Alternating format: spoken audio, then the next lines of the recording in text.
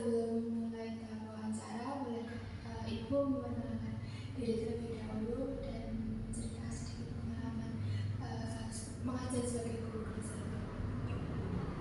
Kenalin, namaku Yasita, biasa dipanggil Ustazah Yasita kalau di sini. Aku baru jadi guru kelas 1 baru setahun ini, ya hampir setahun ini. Terus sebelumnya kalau pengalaman masih secara keseluruhan sih aku baru 2 tahun,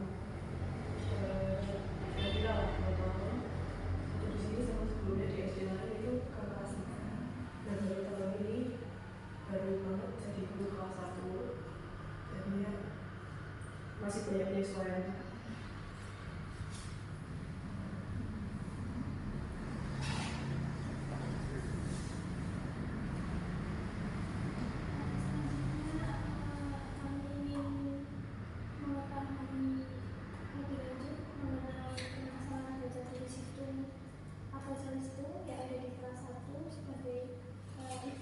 Ustazah yang mengaku kelas 1, apakah Ustazah bersedia berbagi pengalaman dan pandangan kepada kami? Ini kok jadi semua buku ya. Bisakah Ustazah menggambarkan bagaimana kondisi kelas 1 yang Ustazah ampu, seperti jumlah siswa, fasilitas, dan suasana belajar? Kalau di SD ini kan yang tahun sekarang, tahun ajaran yang sekarang kelas 1-nya ada 3 kelas. Kelas 1 tampil, 1 tarsih, 1 tasdid. Sebelumnya hanya tasdid dan tarsih aja. Nah, tahun ini ada tambahan 1 tampil. Nah, mereka ini dikelompokkan berdasarkan kemampuannya gitu, dan diharapkan yang kelas 1 tampil yang kayak ampu ini yang kemampuannya paling kalau cari studi dari segi cari studinya paling bisa di antara kelas yang lain. Jadi kalau mereka masuk sebenarnya udah kenal huruf, udah bisa baca, udah bisa ngitung, penjumlahan sederhana pun mereka udah bisa. Dan kalau dari segi fasilitas di kelas sih kurang lebih sama. Di kelas ada hasilnya, ada proyektornya, ada speaker dan lain-lain. Dan jumlah mereka tuh ada 15. Nah, yang 1 touch ada 21, yang 1 touch tidak ada 25. Jadi kelas yang tertentu ini yang paling sedikit dan diharapkannya kemampuannya yang paling unggul di antara yang lain gitu. Nah, kalau suasana belajar di kelas ya, 3 kelas ini sebenarnya beda-beda karakternya. Yang 1 touch ini mereka lebih aktif daripada yang lain. 1 touch lebih bisa diatur gitu lah biasanya. Nah, yang 1 tampil kan bayangan saya awalnya mereka anak-anak gitu, mendengarkan anak pintar gitu. Ternyata enggak juga. Mereka malah di antara tasdid sama tasdid aktifnya ada, tapi bisa nggak juga. Jadi kalau mereka lagi ada tugas yang mereka akan kerjakan, tapi kalau mereka tugasnya udah selesai nggak tahu apa ya mereka akan main gitu ya. Selanjutnya yang kedua, apa saja masalah umum yang sering Ustazah temui terkait kemampuan baca tulis hitung siswa di kelas 1? Kalau baca di kelasku jujur nggak ada, hanya dari 15 anak itu yang belum bisa baca awalnya, belum bisa baca langsung cuma 1 anak aja dari 15. Itu pun dia kayaknya memang punya kemampuan lebih, jadi dalam waktu singkat tuh dia udah bisa baca dengan lancar gitu. Nah, terus yang lain yang paling di tulisan, ya namanya anak kata tuh masih belajar nulis, motoriknya belum lancar apa segala macam. Awal-awal mereka ketemu kayak lelah untuk menulis, terus tulisannya masih belum rapi. Mereka ibaratnya ya tahu bisa nulis, tapi belum tahu konsep nulis rapi. Karena ini kan kalau di materi awal-awal kalau teman tulis itu ada sebenarnya di buku tuh kita pakainya kan beda dari yang pemerintah. Itu tuh ada tentang kayak suku kata, terus kalau suku kata awalnya ga dilanjutkan apa gitu. Nah, mereka itu buat anak kelasku itu udah terlalu mudah gitu. Jadi mereka lebih banyak terarahkan ke yang baca nulis rapi ya mereka memang masih PR gitu beberapa, tapi yang udah rapi istilahnya udah terbaca lah tulisan mereka, tapi kalau rapi ya belum ke arahnya. Nah kalau itu banyak dari mereka yang udah bisa ngitung awal masuk, udah bisa penjumlahan kalau kelas 1 dari angka 1 sampai 20 kan. Nah itu mereka tuh udah bisa penjumlahan, paling ya agak kesulitan pengurangan yang kayak ngitung gitu memang belum aku sendiri belum sampai ke sana. Jadi kalau misalkan lagi latihan atau nyariin soal, cari pengurangan yang gampang gitu, misalnya 17 kurangi 5 langsung kelihatan daripada 17 kurangi 9 gitu. Paling di minimal gitu ya. Minimal itu mereka belum ya. Aku yang belum nyoba sih. Apakah ada tanda-tanda awal yang biasanya diperhatikan dalam proses pembelajaran kelas 1? Tanda-tanda awal ini sih kalau awal kan ada asesmen diagnostik gitu kan. Nah itu kelihatan ya mereka bisa nulis itu tadi, tapi proses nulisnya salah. Misalnya A-nya mereka pakai yang ini, harusnya kan tulisnya ada 2 langkah gitu, tapi dia bikinnya kayak anak-anak kayak gitu. Jadi emang harus benar-benar diperhatikan ketika dia nulis gitu. Aku pernah bikin kayak lembar asesmen untuk nulisnya mereka, jadi per huruf dilihatin per anak gitu gimana caranya dia nulis. Terus kan kita pakai buku tulis halus, terus dia tinggi rendahnya hurufnya gimana, cara nulis hurufnya itu sih kelihatan. Dan itu hanya ke beberapa anak aja, kayak 5 dari 15 anak. Selanjutnya, metode atau strategi apa yang Ustazah gunakan untuk mengajarkan kemampuan baca tulis itu di kelas? Anak kelas 1 kalau baca ya itu tadi udah baca, mereka paling ke tanda baca ya, memperhatikan mereka udah mulai memperhatikan ke tanda baca, terutama kalau titik jangan nabrak lah gitu. Terus kalau nulis latihan tetap harus di luar misalnya dia di sekolah. Jadi di beberapa anak ini kadang saya sampaikan ke orang tuanya latihan nulis di rumah. Terus kadang saya baru ini bulan ini saya kasih PR gitu, misalnya dia suruh latihan nulis kata apa atau huruf apa yang dia belum bisa. Tapi emang ya karena udah jadi kebiasaan mereka itu, walaupun mereka waktu latihan bisa, ketika ngerjain soal lagi udah balik lagi kayak gitu. Terus kalau itu paling banyak benda konkretnya. Jadi ada rasa langsung.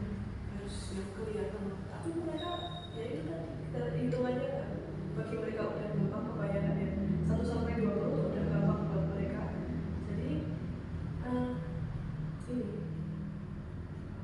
mereka udah bisa yang abstrak gitu. Abstrak tuh bisa ya. Tapi kalau dibilang yang konkret juga mereka abstrak pun belum bisa.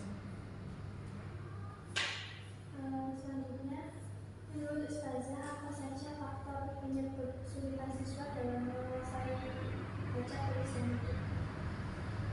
Kebiasaan. Jadi kalau dia biasa nulisnya benar, biasa nulis rapi ya dia akan benar gitu.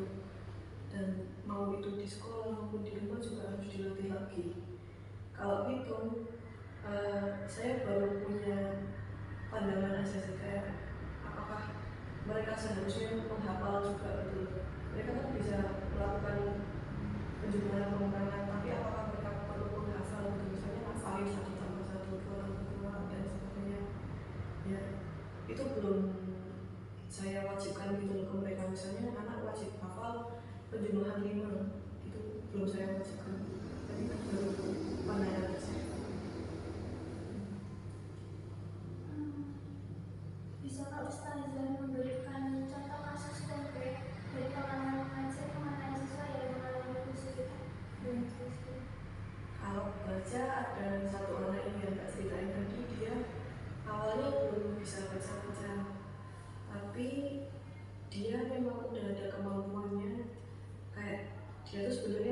karena hafalannya juga banyak gitu sebelumnya dari TK udah banyak. Jadi baca tuh buat dia saya rasa bukan hal yang sulit. Jadi dalam waktu 1 semester dia udah lancar sekarang. Awalnya dia waktu ujian masih dibantu baca ini, bacaannya, pilihannya mana.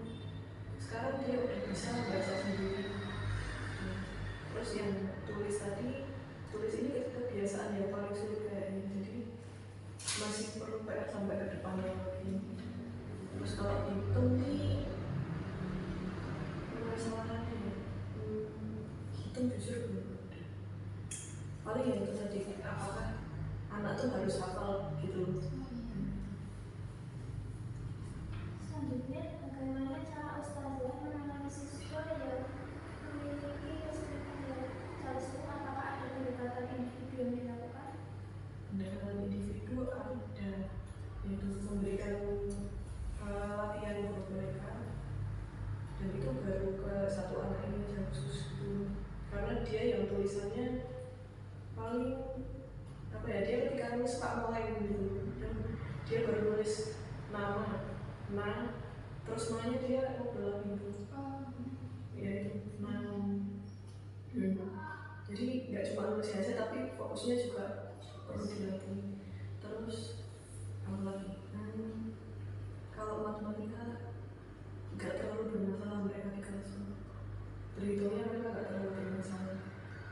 Kalau baca paling kalau di kelas ya paling membaca begini, tapi kan bedanya anak-anak beda. Bilalah yang satu anak ini tadi yang awalnya belum bisa baca, dia agak kurang pede sebenarnya, tapi terus dia dilatih terus juga di rumah sama orang tuanya. Karena kalau di sekolah aja kita sebagai guru ngawasi 15 anak saya itu udah lumayan gitu. Jadi tetap harus ada tambahan jam untuk mereka sendiri di rumah. Selanjutnya, seberapa besar peran orang tua dalam membantu mengatasi masalah belajar tulisan itu, dan bagaimana ustazah itu melibatkan mereka? Ini sih yang baru aku pelajari selama jadi guru, itu komunikasi sama orang tua itu penting banget. Jadi kalau ada masalah apa, mau yang itu masalah di kelas, masalah belajar, itu harus dikomunikasikan ke orang tua. Nah ini juga anak-anak yang saya sebutin tadi, saya sampaikan ke orang tuanya kalau di kelas masalahnya seperti ini, oh ternyata di rumah juga memiliki masalah yang serupa. Jadi kita juga sebagai guru menyerahkan solusinya bagaimana gitu. Itu pun tetap harus izin gitu. Misalnya kita mau memberi PR tambahan gitu, kalau mereka bilangnya rata-rata mereka bilang ya, dan mereka pun sebenarnya menerima saran itu untuk semangat untuk anaknya biar bisa. Nah ini itu yang paling berperan untuk yang membaca ini, itu malah orang tuanya yang belajar. Jadi di rumah dia dilatih lagi sama orang tuanya untuk baca dan menulis. Selanjutnya, bagaimana cara ustazah mengevaluasi perkembangan kemampuan baca tulis hitung siswa? Apakah ada program pengembangan atau remedial khusus?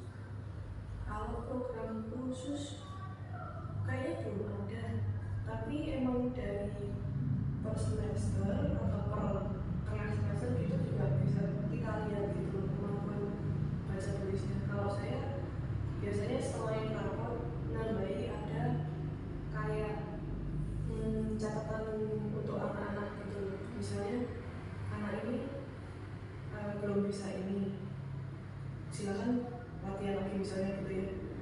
Nah di pertemuan berikutnya ada catatan lagi, oh udah berkembang apa masih perlu lagi gitu.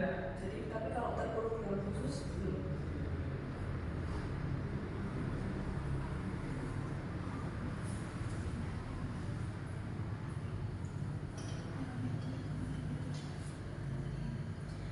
Selanjutnya, menurut ustazah, apakah ada media yang cocok digunakan dalam mengatasi permasalahan jarak?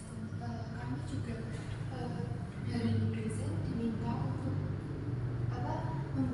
media terkait kayak media calistung bahasa calistung seperti ini, apakah sekiranya itu cocok digunakan dalam mengatasi permasalahan calistung? Ini tadi juga ada memasukkan huruf tapi dan huruf kaidah ini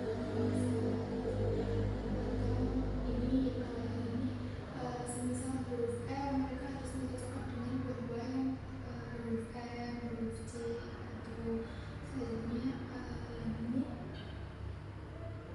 ya mereka harus mencocokkan antara kalimat misalkan sepatu yang mana gambar sepatu ataupun gradasi yang mana gradasi itu sama yang ini tuh bagian hitung. Jadi dari gambar itu mereka tuh bisa menghitung kalau mencocokkan yang mana angka tersebut itu apakah media-media seperti itu tuh cocok untuk digunakan dalam mengatasi permasalahan calistung.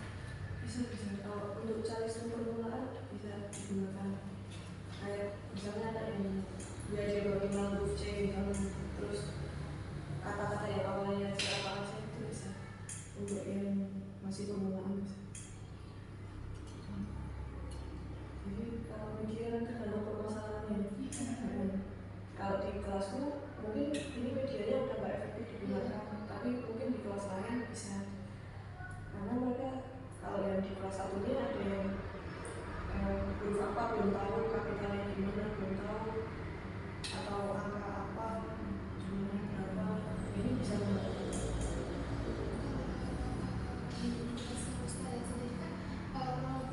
Sudah bisa baca tulisan itu ya dalam proses mengajar itu ustazah kalau memberikan materi itu menggunakan media seperti apa? Maksudnya apakah ada media-media seperti ini yang dalam gimana ya dalam belajar ada medianya gitu? Nah itu belum. Kalau membaca dari awal ya biasanya pakai audio. Jadi emang dari bukunya sih sebenarnya udah ada fasilitasnya gitu. Kalau ini ada bacaan ini di scan barcode-nya, nanti ada ceritanya, terus mereka hanya boleh mendengarkan, terus habis itu jawab pertanyaannya. Tapi sebelumnya kalau kayak gini belum ada. Jadi berupa audio itu maksudnya audio itu dari fasilitas sekolah atau ibaratnya ya mereka punya buku, nah terus dari bukunya itu di scan, terus nanti muncul audionya gitu. Tapi kalau media yang secara khusus kayak gini aku belum ada.